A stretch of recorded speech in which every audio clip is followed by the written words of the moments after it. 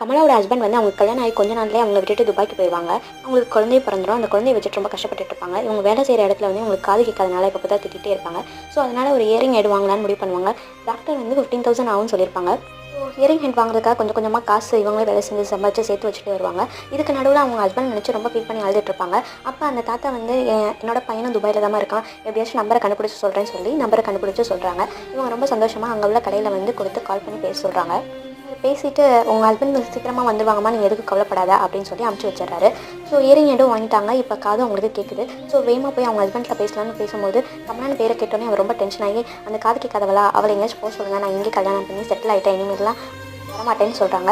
So அந்த கடைக்காரருக்கும் இது தெரியும். ஆனால் இந்த பொண்ணு வந்து மனசு கஷ்டப்படக்கூடாதுன்னு சொல்லி மாற்றி சொல்லியிருக்காங்க.